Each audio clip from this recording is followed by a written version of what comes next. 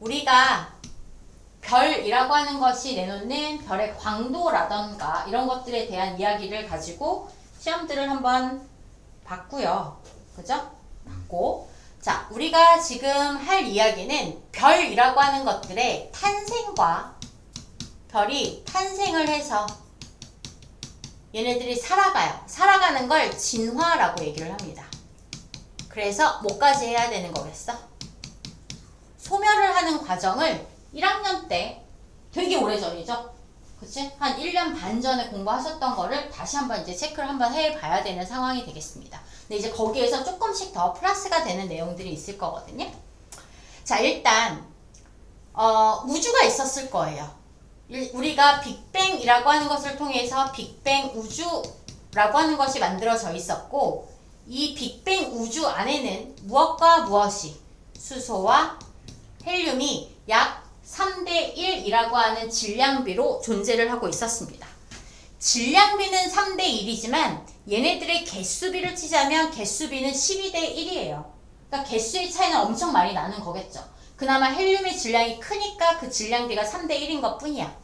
아무튼 수소와 헬륨이라고 하는 것이 굉장히 많이 존재를 하고 있었던 빅뱅 우주에서 우리는 지금 뭐를 갖고 있어요? 탄소도 갖고 있고, 그 다음에 산소도 가지고 있고, 또 뭐도 갖고 있어? 뭐 철도 가지고 있고, 철보다 무거운 원소도 우라늄 이런 것들도 갖고 있잖아요. 그러니까 그러한 것들이 만들어지는 것은 다들 별에 의해서 만들어진다라고 하는 얘기를 갖다가 하고자 하는 겁니다.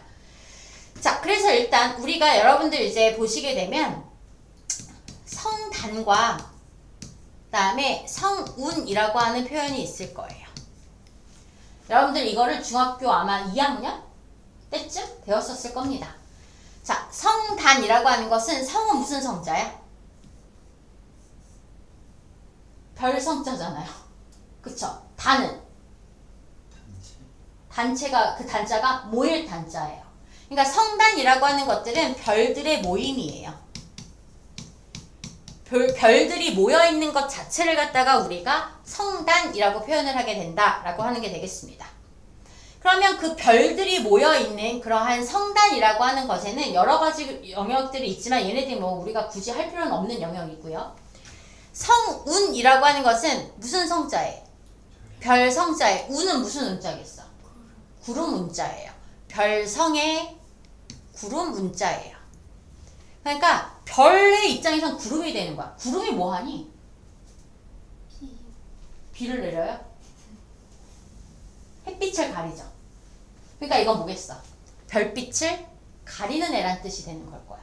별빛을 가리는 이러한 성운이라고 하는 것은, 별빛을 가리는 성운이라고 하는 것은 무엇으로 구성이 되어 있냐면 성간 물질이라고 하는 것으로 구성이 되어 있습니다. 별성 사이간이에요. 별들 사이에 있는 물질들이야 라고 하는 뜻이 될 거고, 이러한 성간 물질들의 대부분은 누굴 거냐면은 수소와 헬륨이 대부분을 차지를 할 거고, 그 외에 여러 가지 가스들이 약간 양씩 있을 겁니다. 되겠어요? 그래서 약간 양의 가스와 그다음에 티끌, 지금으로 치자면 먼지, 이러한 아이들이 모여서 만들어져 있는 것이 바로 뭐가 된다는 얘기가 되는 거야? 성운이라고 하는 것이 있다는 얘기가 되는 걸 거예요. 되겠어요? 자, 그런데 별들이 처음 생기기 전에도 물질들은 어떻게 있었을 거냐면 되게 불규칙한 밀도를 가지고 있었습니다. 애들이 고르게 막 좌우로 정렬을 해가지고 있지는 않았을 거라는 얘기가 되는 거거든. 애들이 모여있는 곳이 있을 거고, 아니면 애들이 좀 듬성듬성 있는 곳이 있을 수 있었다는 얘기가 되는 건데, 자, 별들이 탄생을 하는 건 바로 이 성운 내부에서 별들이 탄생을 하게 되어 있어요. 성운에는 여러 가지 물질들이 이렇게 모여 있을 거예요. 여러 가지 물질들이 이렇게 모여가지고 있는 것이 이제 성운이 되는 건데, 그러한 성운들이라고 하는 것에서, 성운들에서도 보게 되면은 어느 곳에서는 물질들의 밀도가 훨씬 더 어떤 곳이 보일 수 있겠어요? 높은 곳이 있을 거란 얘기야. 물질들이 모여있는 정도가 다른 지역에 비해서, 다른 구역에 비해서 되게 크게 나타나고 있는 구역이 분명 있을 거라는 얘기가 되는 거예요. 자, 커다란 가스 구름이고요. 그 안에서 밀도가 높은 지역에서 이제 우리가 별이 탄생을 하게 될 텐데, 여기에서 여러분들이 먼저 기억을 좀 하셔야 되는 거. 별이라고 하는 것이 탄생을 하고 진화를 하는 과정에서 별이 에너지를 얻을 수 있는 별의 에너지원에 해당하는 것은 두 가지가 있습니다. 자, 그 전에 별들이 탄생을 하는 과정에서 필요한 힘을 갖다가 볼게요. 별들이 탄생하는 과정에서 필요한 힘을 갖다가 보시게 되면 그 힘에는 두 가지의 힘이 있습니다. 하나는 중력이라고 하는 힘이고요. 중력은 어떻게 하는 거야? 끌어 당기는 힘이에요. 안쪽으로 끌고 들어오려는 힘이 되는 것이고, 그 다음에 하나는 바로 뭐냐면 기체들의 내부 압력이라고 하는 거예요. 기체의 내부 압력이라고 하는 건 기체 입자들끼리 부딪히기도 하고, 바깥쪽, 그러니까 바깥쪽에 보이지 않는 그 경계선이 있을 거 아닙니까? 걔네들 자꾸 바깥쪽으로 치는 힘이 바로 뭐에 해당하는 거냐면 기체의 내부 압력이라고 표현을 할 수가 있어요. 이러한 중력이라고 하는 것을 결정하는 요인은 바로 뭐가 될 거냐면 질량이에요. 질량이 클수록 어떻게 할 수 있겠어? 물질들을 많이 끌어당길 수 있다는 얘기가 되는 거야. 중력을 결정을 짓는 요소는 질량이 될 거고, 기체의 내부 압력을 결정짓는 요소가 두 가지가 있습니다. 한 가지는 뭐냐면 기체의 양이에요. 기체의 양. 기체의 양. 그리고 하나는 바로 뭐가 될 거냐면 온도가 될 거예요. 기체의 양이 많을수록 바깥쪽으로 부딪히는 횟수가 많아지게 되겠죠? 온도가 높아지게 되면 부딪히는 힘이 세지게 될 거예요. 왜? 애들의 속력이 빨라질 거거든. 속력이 빨라지면서 쾅쾅쾅쾅 칠 수밖에 없다는 얘기가 되는 거야. 자, 그래서 저 두 가지의 힘을 생각을 하셔야 되겠고, 거기에서 이제 말하는 별의 에너지원이라고 하는 것이 이제 두 가지가 나타나는데, 얘네들 둘에 의해서 나타날 겁니다. 그 첫 번째가 바로 뭐가 되는 거냐 하면 중력 수축 에너지라고 하는 게 있을 거예요. 중력 수축 에너지는 말 속에 다 들어가 있어. 중력 때문에, 중력은 갖고 들어오는 힘이죠. 내부 압력은 바깥으로 나가려는 힘인 거예요. 중력이라고 하는 것은 바깥쪽에서 어느 쪽으로?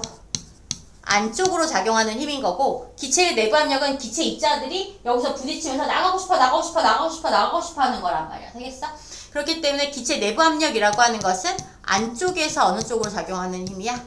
바깥쪽으로 작용하는 힘인데, 중력 수축 에너지는 중력에 의해서 어떻게 됐다는 얘기야? 수축됐다는 얘기야. 안쪽으로 많이 끌고 들어왔다는 얘기야. 그러니까 중력 수축 에너지는 중력과 기체의 내부 압력을 봤을 때 무슨 힘이 더 크다라는 얘기가 되는 거겠어요? 중력이 더 큰 거야 라고 해가지고 보실 수가 있다는 얘기가 되겠습니다. 되시겠어요? 그것이 바로 뭐가 되는 거냐면 여기에서 이제 얘기를 해줄 수가 있는 거예요. 자, 얘네들을 보시게 되면 얘네들의 요 영역을 보게 되면 입자들이 되게 많이 모여있죠? 되게 많이 모여있으니까 질량이 어떻겠어요? 크단 말이야. 질량이 크니까 이쪽으로 애들을 끌어당기는 힘이 훨씬 어떻게 될 수가 있다는 얘기가 되는 거겠어? 세질 수가 있다는 얘기가 되는 거예요. 물론 주고받는 힘은 같습니다만 여러 개가 얘를 끌어당기니까 얘가 이쪽으로 끌려올 수밖에 없게 되는 거겠지. 물리학적인 얘기는 빼고 하도록 하겠습니다. 됐어요? 그래서 바깥쪽에 있는 애들이 이쪽으로 끌어당겨지는 거예요. 바깥쪽에 있는 애들이 이쪽으로 끌어당겨지는 거야. 아무리 물리를 안 했더라도 얘들아, 높은 곳에 있었던 에너지가 무슨 에너지를 갖고 있었겠어요? 위치 에너지. 그럼 밑으로 떨어지면 무슨 에너지가 됐겠어? 운동 에너지가 됐다가 그 운동 에너지가 무엇으로 전환이 되는 거냐면 열 에너지로 전환이 되게 되어 있어요. 예를 들어서 제가 지금 얘를 들고 있잖아요. 얘를 들고 있어요. 여기 가만히 있어요. 얘네들 지금 무슨 에너지가 있어요? 위치 에너지. 그러다 제가 떨어뜨릴 거예요. 밑으로 내려갈수록 속력이 어떻게 되고 있어요? 빨라지고 있어요. 무슨 에너지가 됐다가? 운동 에너지가 됐어. 근데 지금은 멈춰 있잖아. 운동을 더 이상 하고 있지 않잖아. 저기서 계속 운동을 하고 있으면 그게 더 무서운 거 아니에요? 그렇잖아. 이 바닥에서 운동을 하고 있지 않아. 그럼 얘가 갖고 있었던 그 운동 에너지는 어디로 갔어? 소리 에너지로도 전환이 됐고, 부딪히면서 얘가 이 바닥에 꽝 하고 부딪히는 순간 여기에서 분명히 뭐가 났을 거야? 열이 발생을 했을 거라는 얘기가 되는 거예요. 되겠어요? 그래서 중력 수축 에너지다 라고 하는 것은 결국에 뭐가 되는 거냐면 애들이 높은 곳에서 갖고 있었던 무슨 에너지가, 위치 에너지가 무슨 에너지를 거쳐서, 운동 에너지를 거쳐서 최종적으로 무슨 에너지로 전환이 돼버리는 거예요? 열 에너지로 전환이 돼버리는 거예요. 열 에너지로 전환이 돼버리니까 열을 방출한 거잖아요. 열을 방출한 거니까 주변의 온도가 어떻게 되기 시작을 하겠습니까? 온도가 점차 높아질 수 있는 것이 되는 것이 바로 중력 수축 에너지다 라고 하는 것이 될 수가 있겠어요. 그러니까 되겠어요? 자, 그 다음에 두 번째의 에너지원은 여러분들 머릿속에 기억 속에 있을 겁니다. 바로 뭐에 해당하는 거냐면 핵 융합 과정에서 나오는 핵 융합 반응이 일어날 거야. 자, 얘네들은 핵 분열 반응을 하진 않습니다. 별에서는 핵 융합 반응을 하는데 핵 융합 반응이 일어날 때 반드시 일어나야 되는 세 가지가 있습니다. 그 첫 번째는 바로 뭐가 되는 거냐 하면 첫 번째는 전하량의 합이 일정할 거예요. 전하량의 합이 어떻게 될 것이다 라고 하는 거 일정할 거고요. 전하량의 합. 그 다음에 두 번째는 바로 뭐가 되는 거냐면 질량 수의 합이 어떻게 될 거냐면 일정하게 유지가 될 거예요. 그리고 세 번째가 여기에서의 포인트가 되는 건데 이 챕터에서는 세 번째가 포인트가 되는 건데 세 번째는 질량 수의 합은 일정하지만 뭐는 감소를 할 거냐면 질량은 결손이 될 거예요. 질량에 뭐가 일어날 것이다. 결손이 나타난다 라고 하는 얘기가 될 거예요. 그러면 그 결손된 질량이 무엇으로 전환이 되는 겁니까? 에너지로 전환이 되는 거예요. 이거 아인슈타인의 질량, 에너지, 등가 원리, 질량, 에너지, 등가 법칙이라고 얘기를 할 수가 있었던 겁니다. 그러니까 되시겠어요? 실제로는 원래는 우리가 질량이 변하면 안 된다라고 했었잖아요. 근데 이러한 특수한 경우에서는 굉장한 고온이나 고압에서 발생하는 이러한 반응에서는 질량이 결손될 수가 있고 그 결손된 질량이 무엇으로 전환될 수 있다는 얘기가 되는 거야? 에너지로 전환될 수 있어. 결손된 질량을 델타 M이라고 표현을 하면 에너지는 어떻게 나타낼 수 있냐면 델타 M C의 제곱이라고 하는 이러한 공식에다가도 집어넣으실 수가 있으셔야 된다는 얘기가 되겠습니다. 되겠어요? 그러면 이 에너지가 바로 무슨 에너지로 전환이 되는 거냐면 열 에너지와 그 다음에 무슨 에너지? 빛 에너지로 전환이 될 수가 있는 것이다 라고 얘기를 해줄 수가 있어요. 그래서 에너지 측면에서 보게 되면 에너지원, 즉 온도를 높여주는 측면에서 보게 되면 중력 수축 에너지와 핵 융합 반응이라고 하는 것이 있다라고 하는 거. 그러니까 되겠니? 근데 요 핵 융합 반응에 대해서 그냥 얘기가 나오는 흐름대로 그냥 가도록 하겠습니다. 핵 융합 반응에서 전하량의 합이 일정할 거야, 질량수의 합이 일정할 거야 라고 했었을 때 자, 이거를 화학에서 조금 틀어서 얘기를 할 거예요. 완전한 화학으로 이해를 하지 마시고 자, A라고 하는 걸 하게 되면 여기에 스몰 a 자리와 스몰 b 자리가 있을 겁니다. 이 A 자리는 우리가 화학에서는 저기에 원자 번호, 원소 기호가 들어가야 돼요 라고 하지만 A에다가는 그냥 입자의 종류를 쓸 거예요. 자, 그 다음에 스몰 b 자리에는 뭐가 들어갈 거냐면 질량 수가 들어갈 거고요. 스몰 a에는 바로 뭐가 들어가느냐 하면 전하량이 들어가게 됩니다. 전하량. 되겠어요? 그러니까 만약에 이제 이걸 가지고서 우리가 표현을 한다라고 하게 되면 수소야. 그럼 수소는 H라고 쓸 거야. 입자의 종류가 수소잖아. 그치? 얘는 수소의 원자 핵을 갖다가 쓸 거거든요. 우리가. 그러니까 얘의 경우에는 양성자가 몇 개가 있어요? 하나가 있으니까 전하량이 얼마겠어요? 플러스 1이겠지. 그리고 양성자 하나로만 이루어져 있으니까 질량수도 얼마가 되는 거겠어요? 1이라고 하는 값을 쓸 수가 있을 거예요. 되겠어요? 만약에 헬륨이야. 헬륨의 경우에는 양성자가 몇 개? 2개. 양성자 2개, 중성자 2개에서 얘네들의 질량수 얼마냐 하면은 4가 나오게 돼요. 근데 헬륨이 곧 알파 입자입니다. 이걸 나중에 알아낸 거예요. 헬륨은 곧 무슨 입자? 알파 입자. 그러니까 알파 입자도 2에 4짜리야 이렇게 쓸 수가 있게 되는 걸 거고. 되겠어? 그 다음에 수소의 원자핵은 곧 뭐에 해당하는 거야?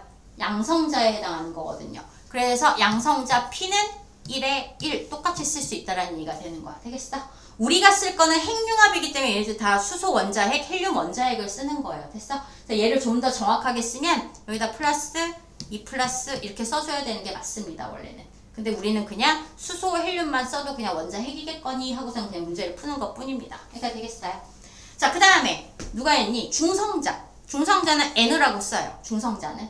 N은 전하량이 없죠? 그러니까 얘네들은 0에 질량수는 1 이렇게 표현을 할 수가 있게 되는 걸 거고. 자, 그 다음에 전자는 2. 전하량이 얼마야? 마이너스 1. 마이너스 1의 질량수는 얼마예요? 0이 될 거예요. 그래서 우리가 보통 전자는 2 마이너스 이렇게 표현을 해요. 그러면 뭐도 있다는 얘기냐면 2 플러스도 있다. 이렇게 써놓잖아? 그럼 이건 양전자야, 양전자. 그딴 거 안 배웠잖아요. 근데 그냥 지금 그런 게 있구나 라고 하고 넘어가시면 돼요. 양전자라고 하는 애는 전하량은 얼마겠어요? 플러스 1이에요. 근데 질량이 있겠어, 없겠어? 없을 거란 얘기가 되는 거겠지. 되겠어요? 그래서 이러한 아이들을 가지고서는 우리가 수소 핵융합 반응, 뭐 헬륨 핵융합 반응 이런 얘기를 할 거거든. 여러분들이 잘 알고 있는 수소 핵융합 반응을 그래서 한번 표현을 해볼게요.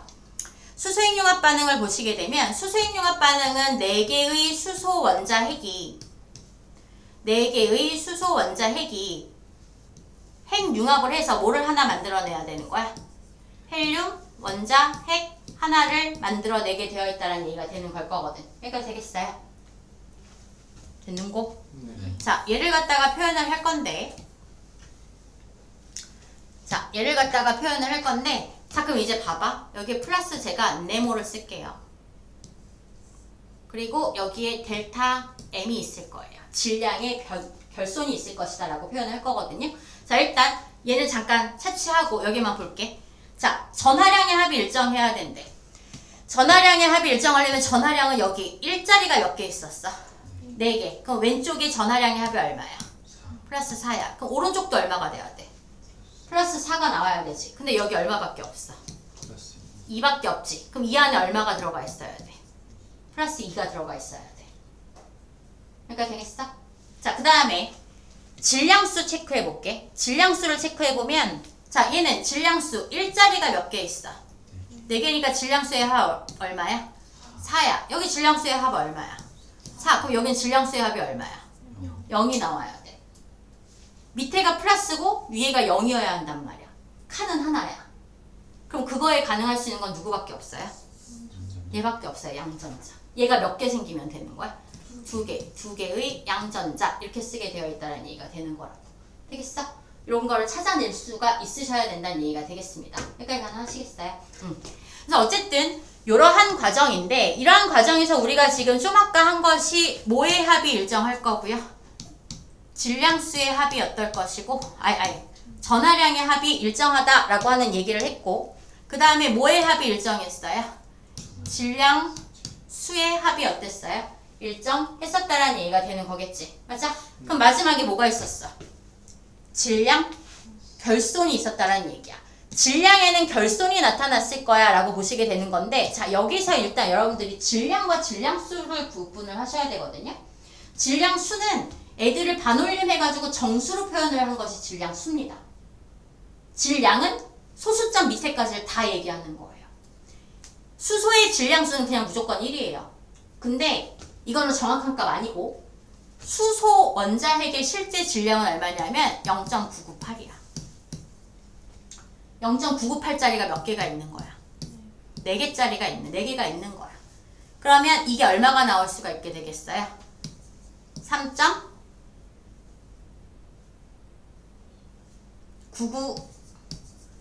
3.992가 나오지 않겠습니까?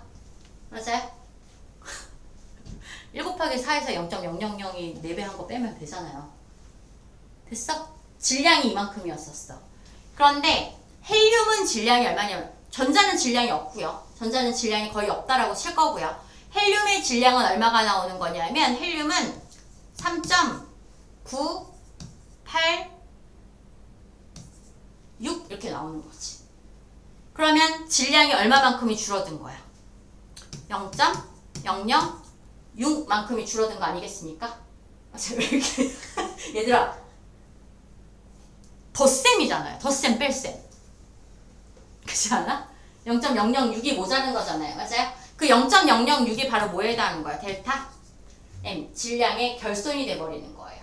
그 결손된 질량만큼이 에너지는 0.006 곱하기 광속의 제곱 하게 되면 이것으로 바로 무엇이 나타날 수가 있게 되는 거야? 얼마만큼의 에너지를 발생하게 되는지 구할 수가 있다는 얘기가 되는 거겠죠. 여기까지 가능하실까요?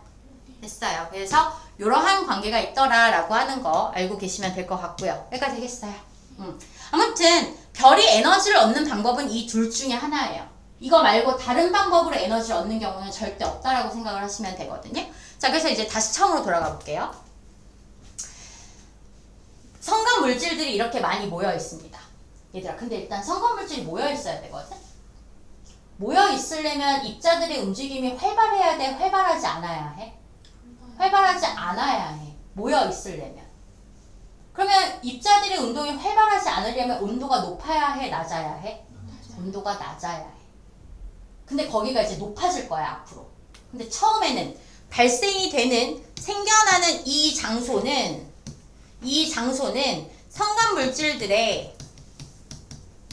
성간물질들의 밀도가 매우 어떤 곳이에요?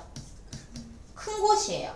얘네들의 밀도가 커질 수 있으려면 온도가 어때야지 커질 수 있다는 얘기가 되는 거야. 낮아야지 밀도가 커질 수 있다는 얘기가 되는 거야. 그러니까 별이 탄생하는 장소는 온도가 낮고 성간물질의 밀도가 어떤 곳이라고 알고 계셔야 되는 거예요. 높은 곳에서 별이 탄생할 수 있어 라고 하는 게 되는 걸 거라고. 되겠어? 얘네들이 이렇게 성간물질의 밀도가 높아야 무슨 힘이 커질 수가 있게 되는 거겠어요? 무슨 힘이 크겠어요? 중력이 크겠죠. 밀도가 크다라고 하는 건 입자수가 많을 거야. 입자수가 많으면서 입자수가 많으니까 당연히 질량이 커지겠지. 질량이 커지게 되는 거니까 무슨 힘이 크게 작용을 할 수가 있겠어요? 중력이 크게 작용을 할 거야. 근데 입자수가 많으면 기체 내부 압력도 클 수 있잖아. 근데 온도가 어떻다고 그랬어? 낮아. 온도가 낮기 때문에 기체의 내부 압력은 큰겨 작은겨? 기체의 내부 압력은 작은 거야. 입자수가 많다 하더라도 온도가 낮아서 애들의 움직임이 그렇게 크지 않으니까 기체 내부 압력은 작아. 근데 질량은 변하는 게 아니잖아요. 그쵸? 그러니까 질량이 크니까 뭐는 크게 되는 거겠어? 중력은 크게 될 거란 얘기가 되겠습니다. 여기가 되시겠습니까? 그래서 결국에는 이 아이들은 중력이 기체 내부 압력보다 커요. 요 케이스가 돼버리게 되는 거겠지. 그치? 그래서 여기에서 주변에 있는 물질들 갖고 들어오면서 무슨 에너지에 의해서? 중력, 수축, 에너지에 의해서 에너지가 계속 발생을 할 거고, 그것에 의해서 온도가 계속해서 어떻게 되겠습니까? 점점 높아질 거다라고 해가지고 보시면 되겠습니다. 되겠어요? 온도가 높아지면 점점 뭐가 커지죠? 기체의 운동 속도가 빨라지죠? 그러면 기체 내부 압력이 점점 어떻게 되기 시작을 하겠어요? 커지기 시작을 할 거야. 물론 주변의 물질들을 갖고 들어오니까 질량도 커지기는 하겠습니다만, 질량이 커지는 속도보다는 속도가 빨라져가지고 에너지가 커지는 속도가 훨씬 더 빠를 겁니다. 여기가 가능하시겠습니까? 되겠어요? 자, 그래서 이러한 단계가 있어요. 그러면서 이제 얘네들이 온도가 서서히 올라가는데, 자, 이거는 굳이 모르셔도 상관은 없습니다만, 온도가 올라가다가 표면 온도가 1000켈빈이 되잖아? 1000만 아니고 1000켈빈. 표면이 1000켈빈이 나면 반짝반짝 빛이 나기 시작을 해요. 빛은 나는데, 빛은 나지만 이때도 아직 별이라는 표현을 쓰지는 않아요.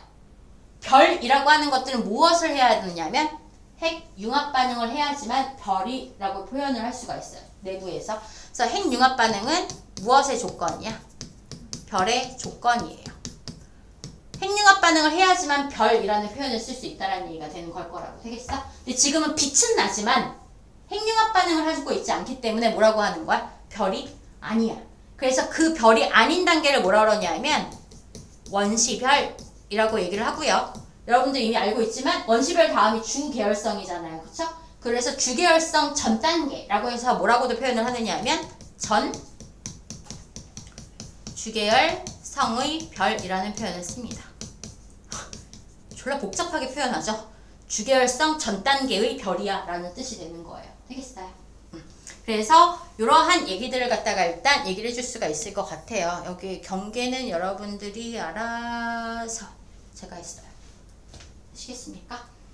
자, 그래서 이제 우리가 찾아가는 겁니다. 그래서 얘네들이 결론적으로는 얘네들이 그러한 원시별과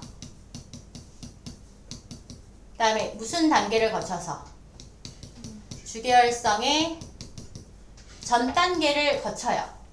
이 상황에서는 무슨 에너지를 가지고서는 중력, 수축 에너지를 가지고 온도를 높이기 시작했어.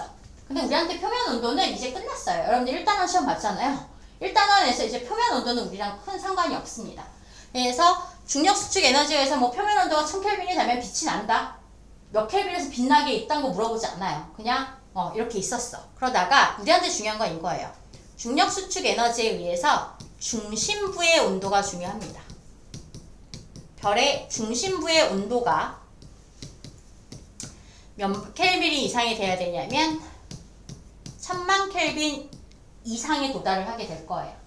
계속 중력 수축에 의해서 온도를 계속 높여왔어. 온도를 갖다가 계속 높여왔는데 계속 높여오다가 중심부의 온도가, 중심부가 가장 온도가 높아지기 쉽잖아요. 그쵸?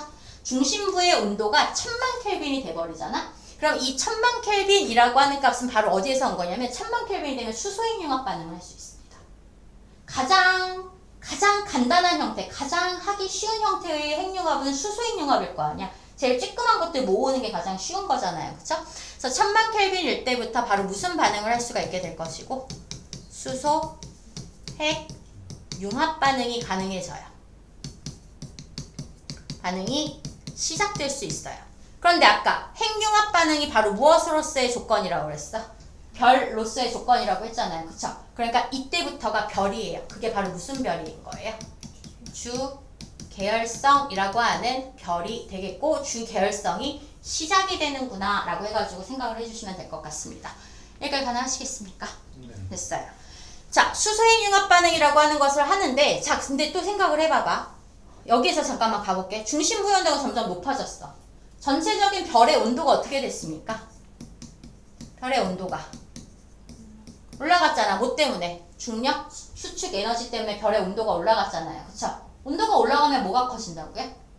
기체 내부 압력이 커져요.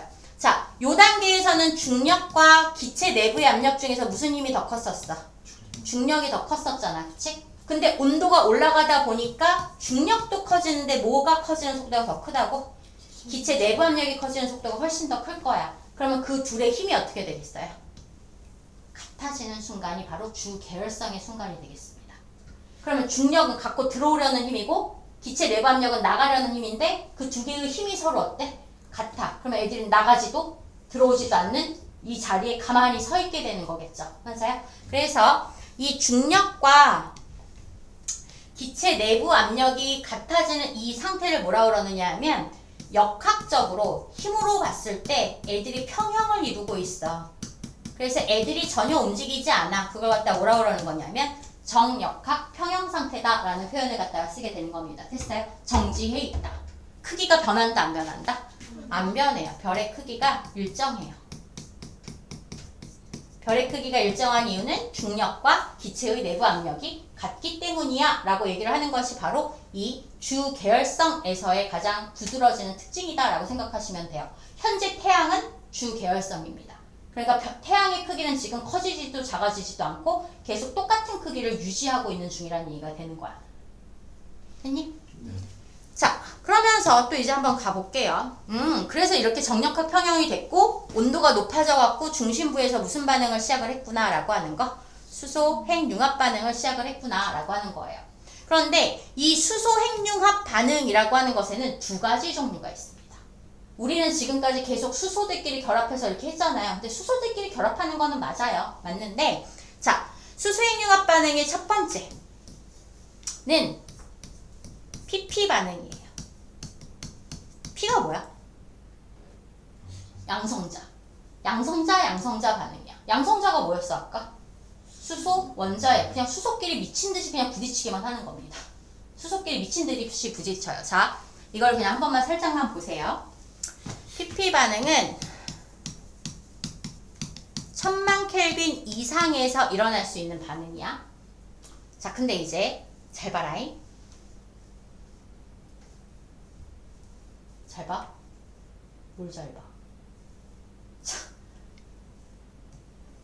자, 양성자 제가 하얀색 동그라미로 그릴 거예요. 양성자가 있고요. 양성자 생길 때 모두 옆에 생겨요. 중성자도 생길 거예요. 됐어요? 양성자는 양성자 자체로 뭐가 되는 거예요? 수소, 원자, 핵이 되는 겁니다. 맞아요? 이 둘이 부딪혀요. 부딪히면 어떻게 돼요? 둘이서 합쳐지죠. 합쳐지면 이게 뭐예요? 중수소가 되는 걸 거야. 되겠어? 여기까지 되겠어요? 자, 얘네들이 부딪혀갖고 중수소라고 하는 것이 됐습니다. 될까요? 그러면 이중수소라고 하는 애한테 중수소가 있을 거야. 이 중수소가 있다라고 했었을 때, 자, 여기에 중수소가 만들어졌어. 중수소가 만들어졌는데 여기에 뭐가 와서 부딪히게 되느냐 하면 뭐가 와서 부딪힐 수도 있겠고, 양성자가 와서 부딪힌다라고 치잔 말이야. 양성자가 와서 부딪히게 되면 얘네들 양성자 몇 개? 두 개의 중성자가 하나인 애가 만들어질 거예요. 맞아요? 이 애는 누구예요? 헬륨입니다. 2에 3짜리가 되는 거겠지, 그치? 헬륨이 될 거야. 그럼 이제 여기에 뭐가 와서 한 번만 더 부딪히면 되는 거예요? 중수소가 와서 한 번 더 부딪히게 되면은 뭐가 될 수가 있게 되는 거겠어? 양성자 2개에 중성자가 몇 개인? 2개인 누가 될 수가 있겠어요? 우리가 원하는 헬륨이라고 하는 애가 될 수가 있겠다 라고 해가지고 볼 수가 있게 되겠습니다. 여기까지 되시겠어요? 그래서 이런 건데 이걸 갖다가 제가 좀 더 제가 그리는 거는 정확하지가 않아서, 자, 여기에서 여러분들 교재에도 있을 겁니다. 교재에 있는 걸로 보면서 할게요. 몇 페이지냐면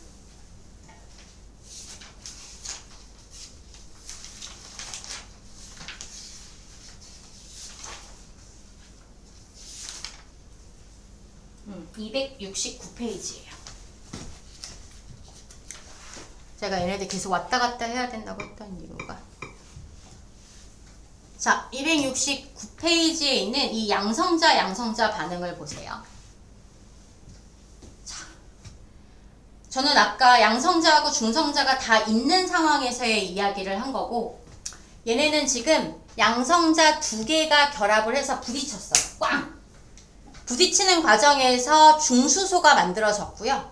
그럼 여기 한번 우리 저거 아까 했던 대로 해볼게. 여기 1에 1짜리 몇 개가 결합을 한 거야? 2개가 결합을 해서 수소 몇에 몇 자리가 됐대? 1에 2짜리가 됐어잖아요. 그쵸? 그럼 봐봐. 질량수는 그대로지. 1짜리 2개 2인 거 맞지? 근데 전하량은 1짜리가 몇 개 있어? 2개가 있는데 여기 1밖에 없잖아요. 그쵸? 그럼 밑에는 1이고 위에는 얼마인가 필요해? 0인 게 필요해. 얘가 바로 누구에 해당하는 거겠어? 양전자가 발생을 하게 된다는 얘기야. 그러니까 여기는 얘의 정체가 바로 뭐란 얘기가 되는 거겠어요? 양전자예요. 플러스 1에 0짜리인 양전자가 발생을 하게 될 겁니다. 됐어요? 그러면서 뭐가 만들어진 거냐면 중수소가 만들어진 거예요. 여기까지 될까요? 그 중수소가 또다시 누구랑 결합을 하는 거야? 수소 원자액이랑 결합을 하는 거야. 맞아? 수소 원자액이랑 결합을 했더니 양성자 2개의 중성자 하나짜리 누가 만들어졌고요? 헬륨이 하나가 만들어졌습니다. 여기까지 될까요? 자, 반대편에서도 똑같은 일이 일어납니다. 양성자 2개가 결합해서 뭐가 만들어졌고? 중수소가 만들어졌고요. 맞아요? 그리고 그 중수소에 또 누가 결합을 해서? 수소가 결합을 해서 뭘 만들어낸 거야? 헬륨 2개를 만들어낸 거야. 헬륨 3짜리 2개를 만들어낸 거야. 저 헬륨 3짜리 2개가 다시 결합을 합니다. 2개가 결합을 했더니 2개 빵 부딪혔어. 그럴 때 뭐가 만들어졌고? 헬륨이 만들어졌고 뭐가 나왔어요? 수소 2개가 방출이 됐다라는 얘기가 되는 걸 거라고. 여기까지 될까요? 자, 여기에서 이제 여러분들이 보셔야 되는 건 여기서 뭐가 되고 이런 건 중요하지 않아요. 자, 사용한 수소가 몇 개예요? 사용한 건 몇 개가 나와? 썼어? 6개를 썼어. 그랬는데 몇 개가 튀어나온 거야? 2개가 튀어나왔다라는 얘기가 되겠습니다. 이게 가능하시겠어요? 그래서 우리가 얘기를 했었던 수소액융합 반응이라고 하는 것은 4개의 수소 원자액이 결합해서 하나의 헬륨을 만들고 양전자 만든 다음에 질량의 결손이라고 했었던 거잖아. 맞아? 맞아? 이 과정이 실제로는 여기가 몇 개의 수소가 사용이 되고 6개의 수소가 사용이 되고 6개의 수소가 사용이 되고 헬륨이 만들어지고 양전자도 하나 만들어졌고요. 맞아요? 네. 양전자도 몇 개 만들어졌니? 2개 만들어졌지. 그치? 네. 그리고 뭐가 만들어진겨? 2개의 수소가 만들어졌잖아요. 맞아요? 2개의 수소가 튀어나왔어. 그리고 거기에 뭐가 생긴 거라는 얘기가 되는 거야? 질량 결손이 생겼구나 라고 하는 실제의 반응을 좀 보고 계셔야 된다는 얘기가 되겠습니다. 여기까지 되시겠습니까? 그래서 얘네들을 제가 일단 표현을 해드리면, 그래서 PP 반응이라고 하는 것에서는 결론적으로는 수소 원자핵 몇 개가 반응을 해서 6개가 반응을 해서 우리가 원하는 헬륨 2의 4짜리인 헬륨과 그 다음에 2개의 양전자 그리고 뭐를 만들어냈다? 2개의 수소 원자액이 방출이 된다. 되겠어요? 그리고 그 과정에서 질량의 결손이 생겨서 이 결손된 질량이 무엇으로 전환이 되는 것이다? 에너지로 전환이 되는 것이다 라고 하는 거예요. 이거는 온도가 낮을 때 일어날 수 있어요. 온도가 낮을 때도 일어날 수 있다는 얘기가 되는 거야. 왜? 가장 간단하잖아. 수소라고 하는 애들은 주변에 널렸어. 그렇잖아. 빅뱅 우주가 끝나고 나면은 거의 수소하고 헬륨이 전체에서의 차지하는 비율이 워낙에 높잖아요. 그럼 수소들끼리 이렇게 콩콩콩콩 부딪혀가지고 반응이 이렇게 일어나고 있다는 얘기가 되는 걸 거라고. 여기까지 될까요? 네. 그런데 온도가 조금 높아지잖아요. 약 1500만 켈빈 정도 이상이 되면 1200만 켈빈? 온도가 좀 높아지면 어떤 반응이 일어나냐면 CNO 반응. CNO 반응은 탄소, 질소, 산소가 관여하는 반응입니다. 그런데 탄소, 질소, 산소라고 하는 애들은 반응에 직접적인 참여를 하는 아이가 아니라 촉매 역할을 하는 아이들입니다. 되겠어요? 촉매 역할을 해요. 얘네들이 촉매 역할을 해요. 그러면 촉매가 있다라고 하는 것은 반응이 일어나는 걸 도와주는 거잖아. 도와주는 거니까 얘네들 같은 경우에는 여러 개가 다 달라붙지 않아도 된다는 얘기가 되는 거거든요. 자, 그래서 얘네들도 아까 우리가 했었던 거를 가지고 한번 보시게 되면 CNO 반응이다 라고 하는 탄소, 질소, 산소 순환 반응이다 라고 하는 것이 탄소, 질소, 산소가 이제 촉매로서 사용을 하게 되는 거예요. 그러니까 얘네들은 어디부터 보면 될까요? 여기서 헬륨이 나가는 거니까 여기부터 볼까요? 탄소가 누구하고 결합을 하기 시작을 하는 거야? 수소하고 결합을 하기 시작을 하는 거야. 그리고 나면 거기에서 뭐가 만들어지고? 질소가 이 과정을 여러분들 다 알 필요는 없어요. 됐어요? 그래서 수소가 몇 개 쓰이나 봐봐. 하나 쓰였지. 그 다음에 여기에 또 하나 쓰였지. 여기에 또 하나 쓰였고 여기에서 마지막으로 썼더니 뭐가 튀어나왔어요. 헬륨이 튀어나왔다는 얘기야. 그러니까 얘네들은 수소가 여러 개가 부딪힐 필요가 있는 거야? 없는 거야? 없는 거야. 왜? 누가 도와주고 있으니까? 탄소와 질소와 산소가 이 반응을 탄소와 질소와 산소가 반응을 도와주고 있기 때문에 얘네들은 굳이 많은 반응들이 많은 수소를 쓰지 않아도 된다는 얘기가 되는 거라고요. 여기까지 될까요? 그래서 탄소, 질소, 산소는 그냥 반응 자체가 4개의 수소로부터 그냥 헬륨 하나에 2개의 양전자 만들어지고 뭐가 생길 수 있다라고 하는 거. 질량, 결손이 생길 수 있을 거야 라고 하는 얘기를 갖다 할 수 있다는 얘기죠. 됐어요? 근데 결국에는 얘도 이렇게 약분하고 없앨 거 없으면 사실 반응 자체는 똑같기는 하겠습니다만. 되겠어요? 자, 그런데 PP 반응은 1000만 켈빈만 되면 충분히 할 수 있어. 얘네들은 1000만 켈빈보다 온도가 좀 더 어때야지 일어날 수 있다는 얘기가 되는 거야? 좀 더 높아야 돼요. 제가 정확한 온도는 기억을 하고 못하지만 얘보다는 조금 더 높은 온도가 돼야지 일어날 수 있거든요. 그래서 이 반응을 갖다가 제가 그래프로 그려보게 되면 가로축이 중심부의 온도야. 그 다음에 세로축이 바로 뭐가 되는 거냐면 여기에서 발생하는 에너지 발생량이야. 그러면 PP 반응의 경우에는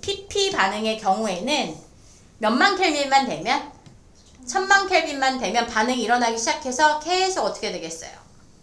온도가 높을수록 반응이 당연히 빨리빨리 일어날 수가 있게 되는 거겠지. 얘네들이 무슨 반응?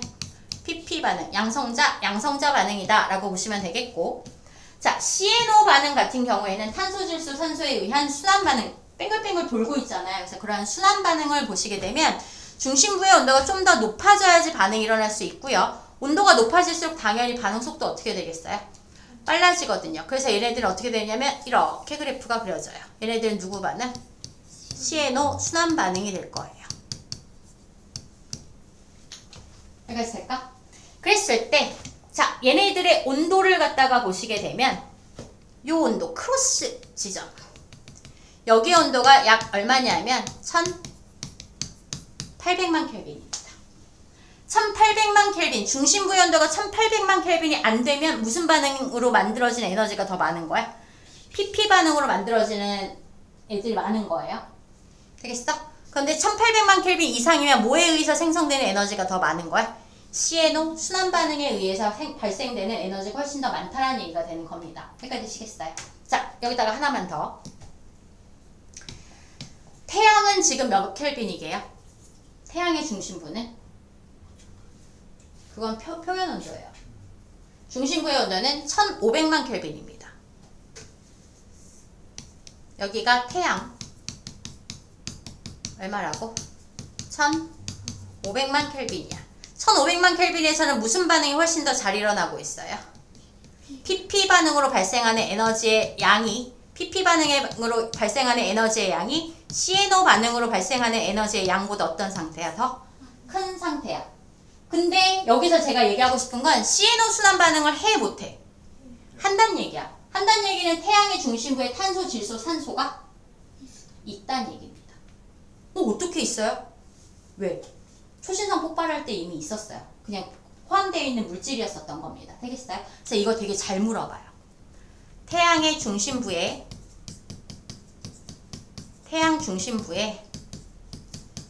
무엇이 존재한다? 탄소, 질소, 산소. 특히 탄소를 많이 물어봐요. 탄소가 뭐 하고 있다라고 하는 거? 존재하고 있다라고 하는 거.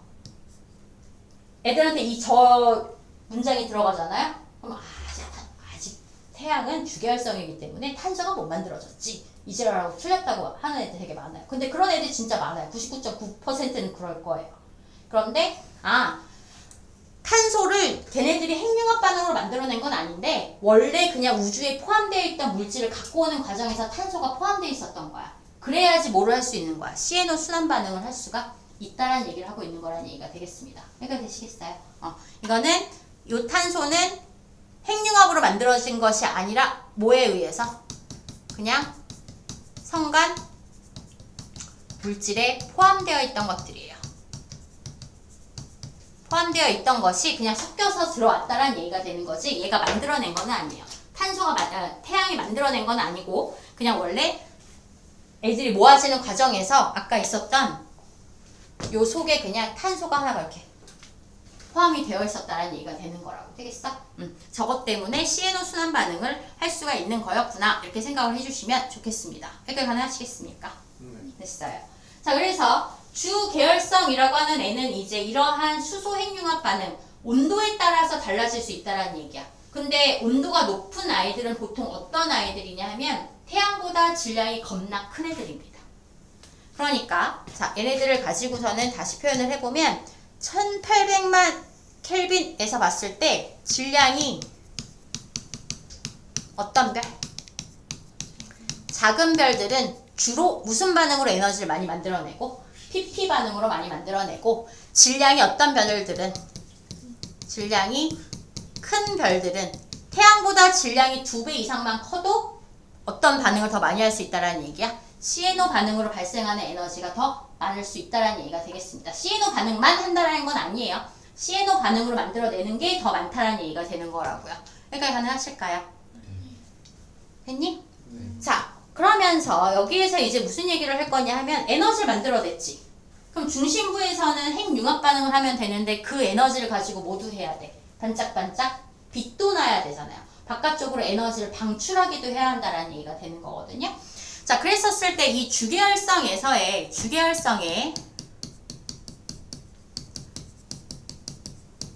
내부 구조를 보시게 되면 자, 태양을 생각을 하세요. 태양의 경우에는 제일 중심에 뭐가 있는 것이고요? 핵이 있고요. 이 핵에서 뭐를 갖다가 만들어내게 되는 거겠어?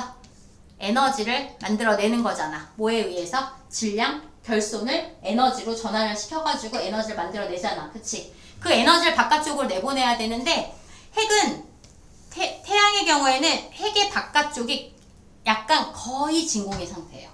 기체가 그렇게 많이 존재하지 않아요. 그러니까 여기에서는 열을 갖다가 전달하는 여러분들 중학교 시절이 자꾸 나오는데 열을 전달하는 방법이 총 3가지가 있거든요. 하나는 전도, 대류, 복사입니다. 전도는 고체가 있을 때 고체가 없잖아요. 대류는 액체나 기체가 있어야 되는데 액체나 기체가 있어 없어? 없다고. 거의 진공인 상태라고. 그럼 뭐밖에 안 돼? 복사밖에 안 돼. 그래서 여기에서는 여기서 발생한 열들이 이렇게 열들이 직접 이동을 하는 무슨 층이다 라고 얘기를 하게 되느냐 하면 복사층이 생기게 될 거고요. 그 복사층의 바깥쪽은 어떻게 될 거냐면 그 복사층의 바깥쪽에선 어떤 일이 일어나냐면 이제 여기는 공기들이 좀 있을 거예요. 기체들이 좀 있어요. 수소나 헬륨 같은 것들이. 걔네들이 이제 뜨거우니까 위로 올라가고 차가우면 밑으로 내려오는 무슨 현상이 일어나게 되는 거겠어? 대류 현상이 일어나요. 그래서 뜨거우면 올라가고 차가우면 내려가요. 뜨거우면 올라오고 차가우면 내려가요. 뜨거우면 올라오고 차가우면 내려갈 거라는 얘기야. 알겠어? 그랬을 때 여기서 볼 수가 있는 것이 바로 자 여기 얘네들은 둘 다 애들이 뜨거운 애들이 올라오지. 뜨거운 애들이 올라오면 밝겠어 어둡겠어? 밝겠지. 그래서 여기서 보이는 게 바로 뭐냐면 이거 뭐야? 엉덩이 아니야. 쌀알무늬야 쌀알무늬. 쌀알무늬도 기억이 안 나나요? 그래? 이렇게 아유 정말 내가 여기 나 진짜 돌아버리겠네. 너무 해맑은 얼굴로 만든다고 하는데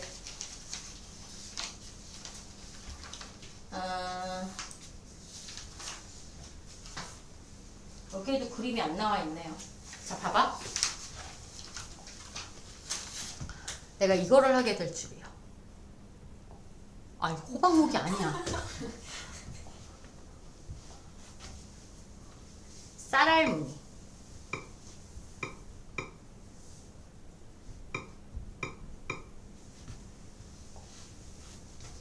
자, 이게 좀 더 정확하겠다. 이게 쌀알무늬야. 이게 해상도가 좀 안 좋기는 한데, 여기를 보면은 여기서 보시기에 이렇게 밝게 보이는 데 있지. 밝게 보이는 데가 뜨거운 애들이 이렇게 올라오는 곳. 그 뜨거운 애들이 올라오는 곳 사이는 뭐에 해당하는 게 뜨거운 게 올라오는 곳 사이는 이제 이렇게 좀 약간 검게 보이는 거예요. 되겠어요? 되었니? 쌀알 무늬가 있는 거고요. 이렇게 내려가는 부분들은 이제 까맣게 보이게 되는 걸 거고요. 되겠어? 그래서 이거에 의해서 대류층에 의해서 무슨 무늬가 보일 것이다 라고 하는 거. 쌀알 무늬가 보이는 거구나. 근데 쌀알 무늬가 중요한 게 아니라 쌀알 무늬를 기억을 해야 여기에서 대류가 일어난다라는 걸 알 수 있지. 그래서 태양 같은 경우에는 제일 중심부에 뭐가 있는 것이고요. 핵이 있는 거고요. 그 바깥쪽이 무슨 층? 복사층. 그 바깥쪽은 무슨 층이다 라고 하는 거. 대류층이다 라고 하는 쟤네들의 층상 구조를 기억하셔야 된다는 얘기가 되겠습니다. 여기까지 가능하시겠어요? 자, 그런데 태양보다 질량이 큰 별, 질량이 2배 이상인 별이 나올 거예요. 질량이 2배 이상인 별들을 만들어내는 에너지도 어떻겠니? 훨씬 더 많지 않겠냐? 그치? 훨씬 더 만들어내는 에너지가 클 거예요. 그러다 보니까 이 핵에서 핵이 있을 거고 그 바깥쪽이 무슨 층이 돼버릴 거냐 하면은 여기가 대류층이 돼버릴 거예요. 무슨 층이 돼버릴 거라고? 대류층. 복사는 애가 직접 가야 되지. 근데 대류는 열 모아갖고 한꺼번에 갖고 올라가면 되겠지. 그러니까 온도 차이가 많이 날 때 에너지를 갖다가 빠르게 옮길 수 있는 방법은 무슨 방법이 되는 거예요? 대류가 돼버려요. 그래서 얘네들은 핵 바깥쪽이 바로 무슨 층이 돼버리는 거야? 대류층. 그리고 그 바깥쪽이 무슨 층이 돼버리는 거겠어요? 그러면 그 바깥쪽이 무슨 층? 복사층이 가장 바깥으로 존재를 하는 것이 질량이 2배 이상인 별이 되겠습니다. 되시겠습니까? 자, 그래서 얘네들의 층상 구조가 좀 달라요. 자, 그래서 오늘 수업을 할 때 여러분들이 잘 보셔야 되는 거는 질량에 따라서 뭐가 달라지는지 자꾸 보셔야 돼요. 질량에 따라서 첫 번째, 질량에 따라서 에너지를 발생하는 에너지의 양 차이가 PP 반응이냐, CNO 반응이냐, 더 많은 양이 되겠어? 두 번째는 바로 뭐에 해당하는 거야? 내부 구조를 보셔야 돼요. 내부 구조를 봤을 때 핵, 복사층, 대류층인 것은 태양 정도인 별. 질량이 큰 애들은 중심에 뭐가 있고 핵, 그 다음에 대류층, 복사층이 된다라고 하는 거 알고 계셔야 된다는 얘기가 되겠습니다. 누가 에너지를 전달하는데 좀 더 효율적이라고요? 대류가 훨씬 효율적이라고. 대류는 한꺼번에 모아서 올라갈 수 있다고. 근데 복사라는 건 지가 직접 가야 되는 거니까 모아서 갈 수가 있어 없어? 없다라는 얘기가 되는 걸 거라고요. 이해되셨나니까? 됐어요? 네. 자, 근데 여기에서 하나만 더 갈 수 있다. 이제 하나를 더 갈 수가 있어요. 그게 바로 뭐냐면 원시별에서 주계열성이 될 거거든. 원시별에서 주계열성이 되는 과정에서 질량이 크면 우리 지금 계속 질량에 따라서 얘기하고 있잖아. 그치? 질량이 크면 중력 수축 에너지가 훨씬 더 어떻겠어? 크겠지. 맞아요? 자, 제가 이거 빨간색으로 쓸게요. 자, 질량이 클수록 중력 수축 에너지가 클 거야. 중력 수축 에너지가 크면 온도가 어떻게 높아지겠어, 되게? 빠르게 상승을 할 수가 있게 되겠지. 맞아요? 그러면 어디에 빠르게 도달할 수가 있어? 주 계열성에 빠르게 도달을 할 거고요. 맞나요? 빠르게는 뭐예요? 빠르게 뭐 할 수 있을 거라고? 도달할 거고, 주계열성이 빠르게 도달하면 온도가 높으니까 또 수소 핵융합 반응도 어떻게 일어나겠어? 수소 핵융합도 빠르게 일어나겠지.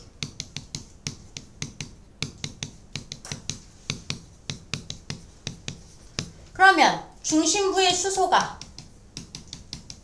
금방 어떻게 돼? 금방 사라져요. 금방 고갈이 돼요. 금방 고갈되면 더 이상 수소 핵융합 반응을 할 수 있어? 없어? 없어. 주계열성이 빠르게 끝나.